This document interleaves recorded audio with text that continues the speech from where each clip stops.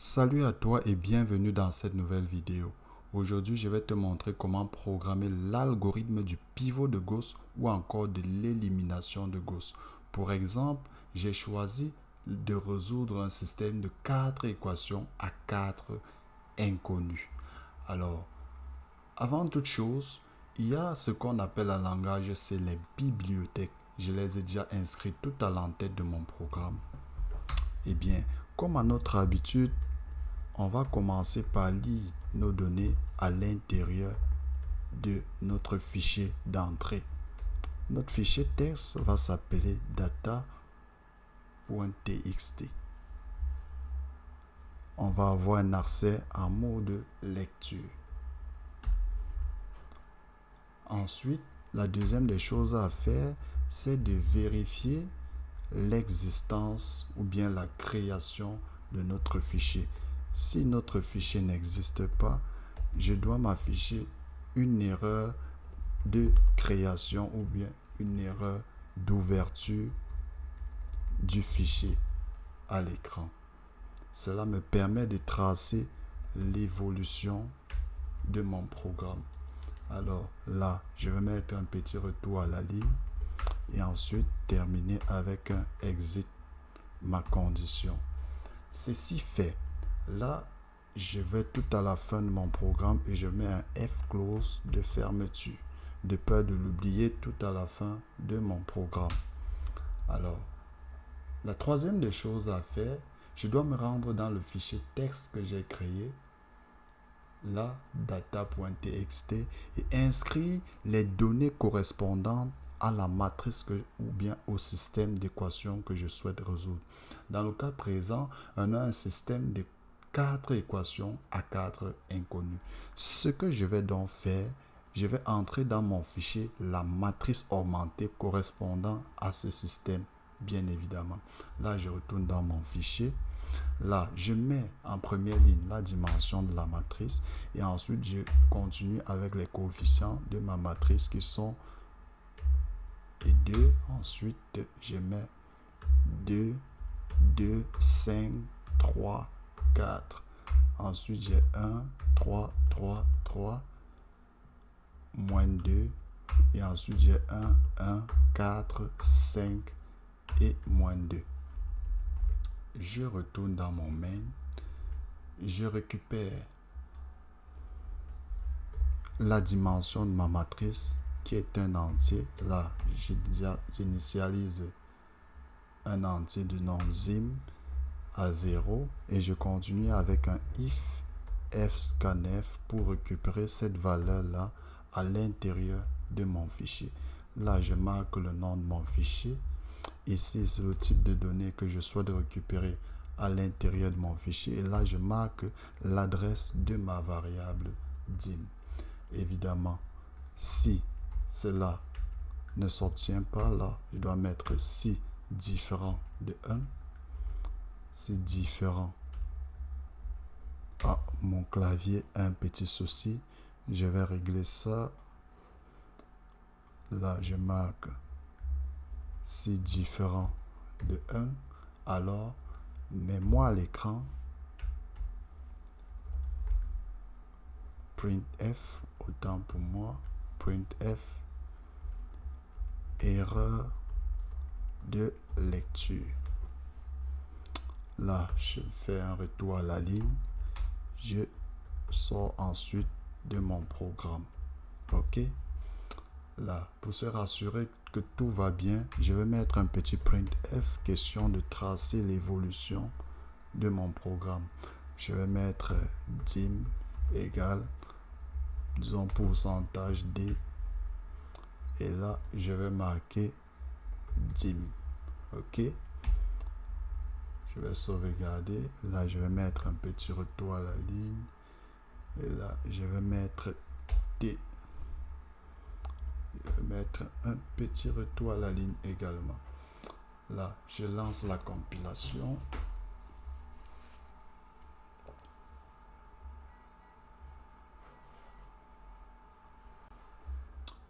En effet, j'ai bien la dimension de ma matrice qui est de 4 qui a été récupérée. Une fois ceci fait, Il est important de récupérer ensuite les coefficients de ma matrice. Alors, comme on l'a vu dans mes précédentes vidéos, je commence tout d'abord par appeler une fonction de remplissage que j'appelle rempli matrice. Celle-ci va prendre en paramètre ma matrice que je vais appeler mat,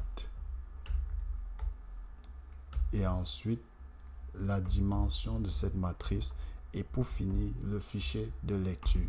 Évidemment, il me faut bien un tableau à 2 dimensions pour contenir les coefficients de ma matrice. Là, j'ai un double étoile, mat égale malloc.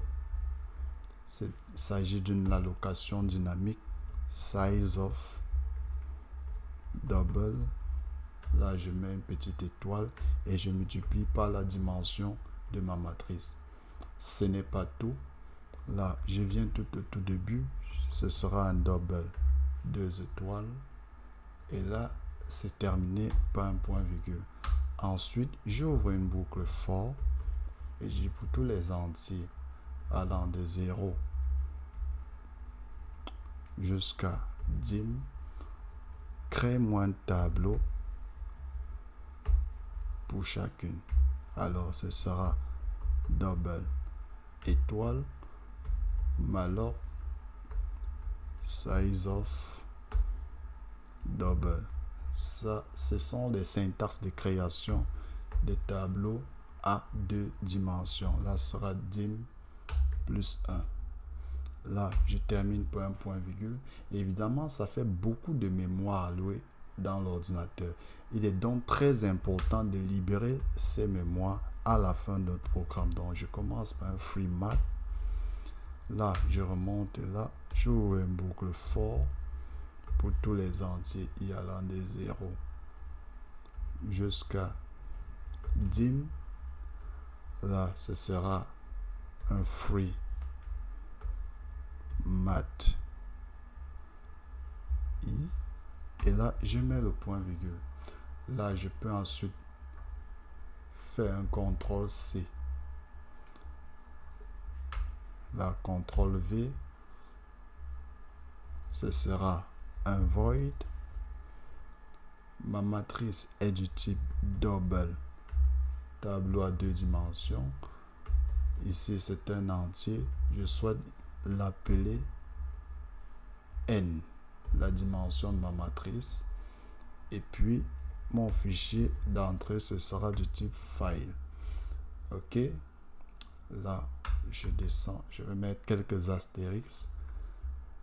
La première ligne ici, c'est un peu comme une déclaration de fonction. Elle me permet d'annoncer à mon programme l'existence de cette fonction. Ensuite, après avoir déclaré l'existence, là, je peux donc commencer avec à récupérer les coefficients de ma matrice. Je commence par ouvrir une boucle for pour tous les entiers i jusqu'à là, c'est n. Ensuite, pour tous les entiers, là, je vais tous les entiers. Là, ce sera j jusqu'à n plus 1. Là, je récupère la matrice augmentée qui se trouve à l'intérieur de mon fichier. Là, je descends. Je vais créer une variable que je vais appeler val égale 0.0. Je continue avec un f scanf. Je commence par y inscrire le nom du fichier dans lequel je souhaite récupérer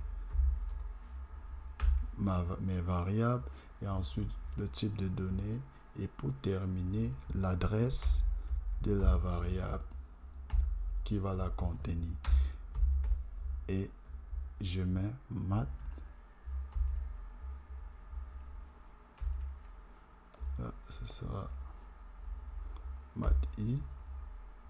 J sera égal à val. OK. Une fois ceci fait, il est très important de vérifier si les coefficients ont été récupérés. Alors, je vais continuer avec une fonction d'affichage que je vais appeler afficher mat. Celle-ci va prendre en paramètre ma matrice bien évidemment et sa dimension. Je copie, CTRL-C et je m'en vais faire la déclaration ici. Là, ma fonction ne retourne rien, donc je vais mettre un void. Ici, c'est un double tableau à 2 dimensions. Et là, c'est un entier que je souhaiterais appeler n. OK. Ma fonction déclarée, je fais un nouveau un CTRL-C, c'est-à-dire un copier-coller. Là, CTRL-V. OK. Ensuite, j'ouvre une boucle for pour tous les entiers y allant de 0 jusqu'à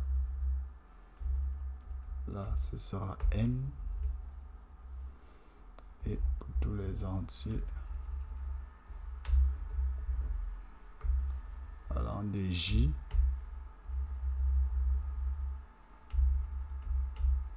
jusqu'à n plus 1. OK.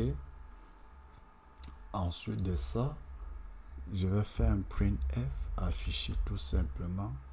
Là, ce sera le type de données qui est un double dont lf et ensuite mat i et j. Là, je descends, je fais un petit printf de retour à la ligne, point virgule. Ici, on a un point virgule.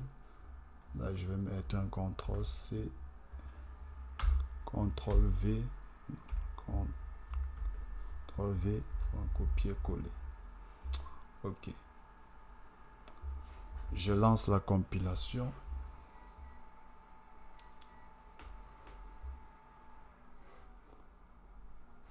Et là, j'ai ma matrice qui a été récupérée.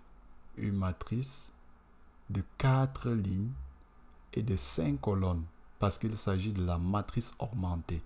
Donc, on a 4 lignes et 5 colonnes.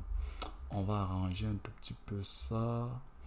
Si je mets un petit décalage ici et puis je fais la même chose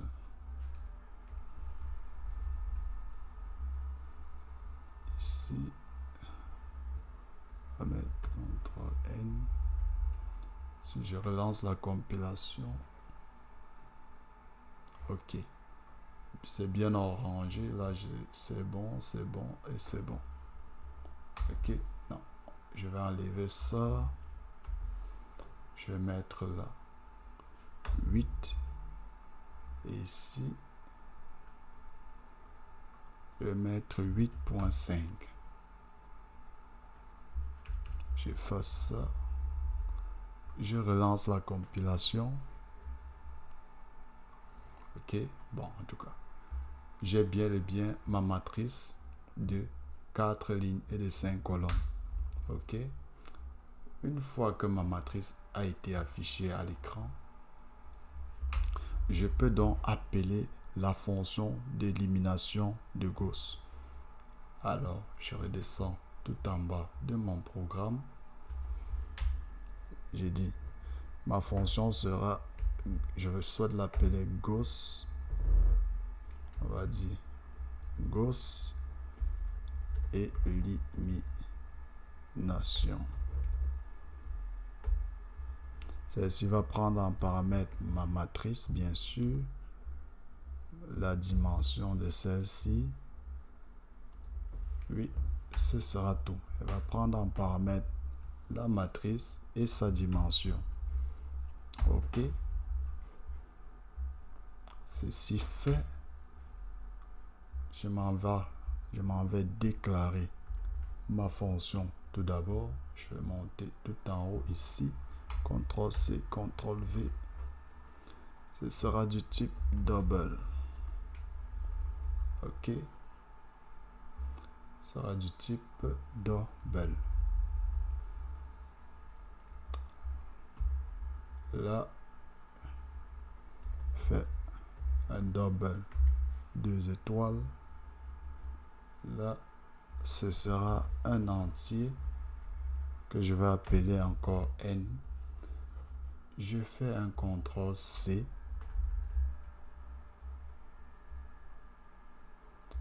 Et ensuite, je vais mettre quelques astérix. CTRL C, CTRL V.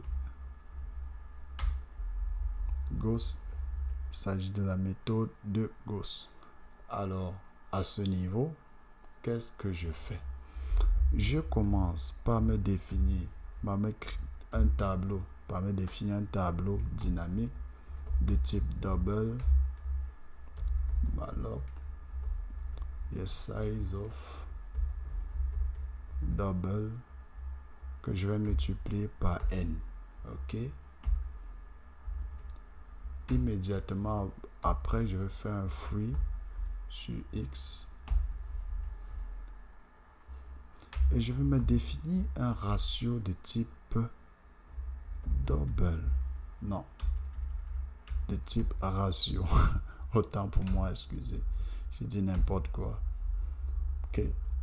Ensuite, qu'est-ce que je fais donc à ce niveau? Je vais m'ouvrir une boucle for. Ça, il s'agit d'une fonction prototype. Ça, c'est le prototype de l'algorithme d'élimination de Gauss.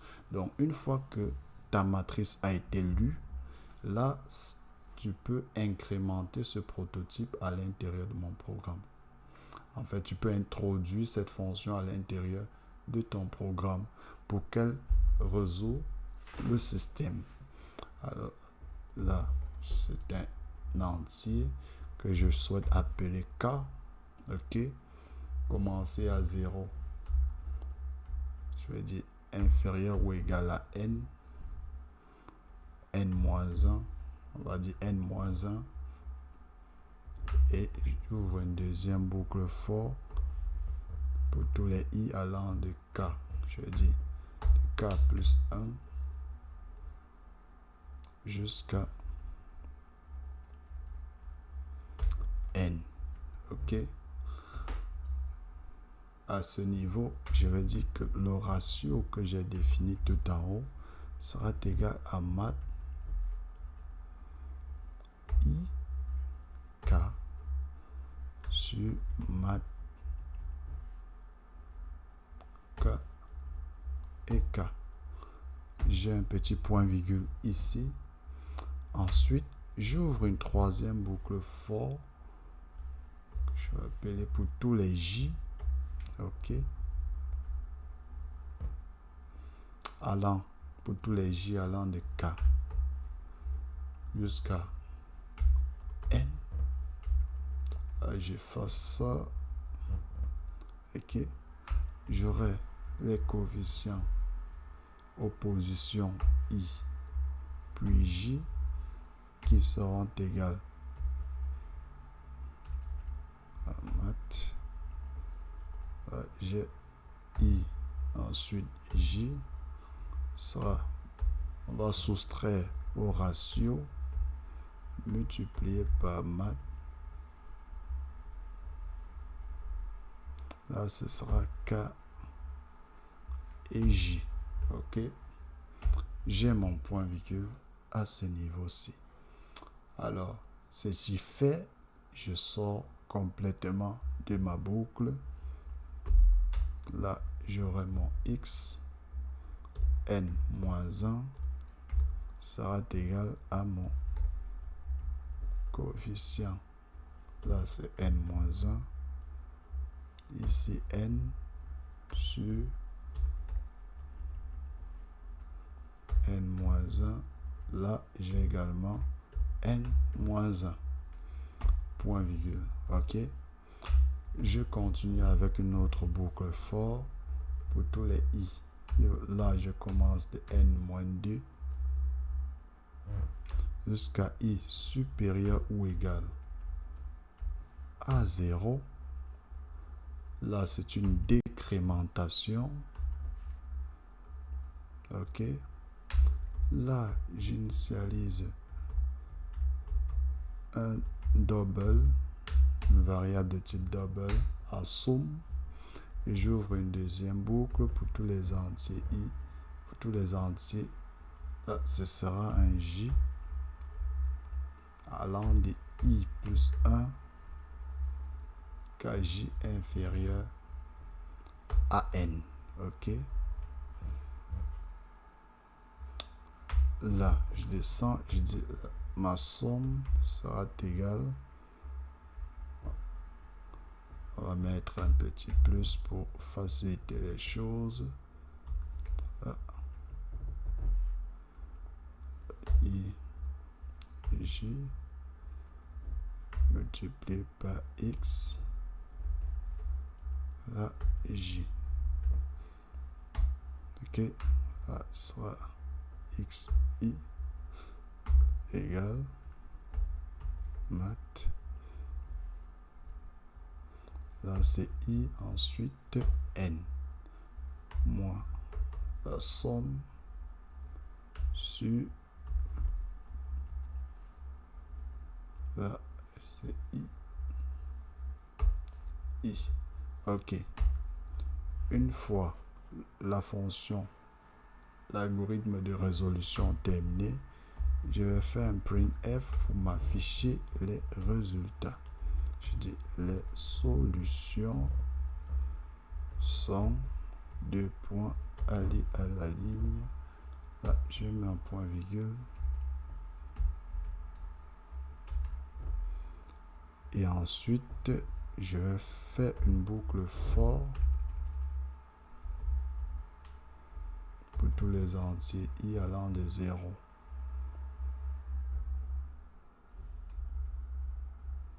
N.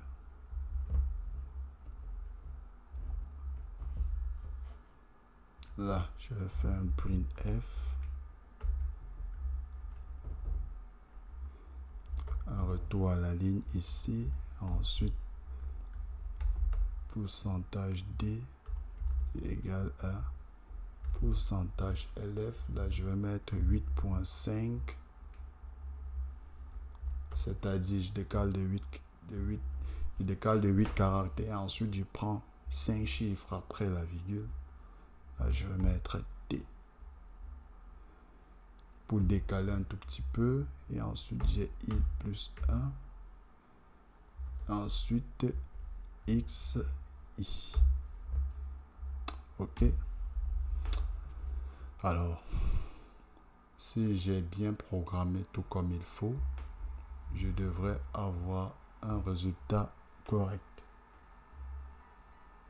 Alors, compilation, ensuite, je t'affiche ça. Alors, on remarque quoi? On remarque que les valeurs trouvées sont tout à fait incorrectes. Ce qui est tout à fait normal. Ceci en fait marque la limite de cette méthode. C'est-à-dire, marque les limites de cette méthode que nous venons d'utiliser. Ou bien, ça marque le manque d'une certaine partie du programme en fait. C'est de ça qu'il est question. Parce que l'élimination de Gauss a tendance à jouer avec le pivot de la matrice. Et lorsque le pivot est nul, il n'y a pas de résolution. Il faut absolument que la matrice qu'on utilise soit une matrice à diagonale, une matrice supérieure. C'est-à-dire, tous les chiffres sur la diagonale doivent être différents des zéros. Alors, si je vais dans mon fichier texte, et que je change la matrice, on va prendre par exemple un système d'équations, un système de 4 équations, de 3 équations à 3 inconnues. Je vais marquer dans mon fichier la matrice augmentée, c'est-à-dire la dimension qui sera 3 et puis la matrice augmentée, c'est-à-dire tous les coefficients qui se trouvent dans mon équation. Je retourne dans mon programme, je vais dans le fichier texte, j'efface tout ça et je change. Ok, tu peux mettre pause et recopier tous les coefficients. Là, je mets pause, puis je retourne dans mon programme, je relance la compilation.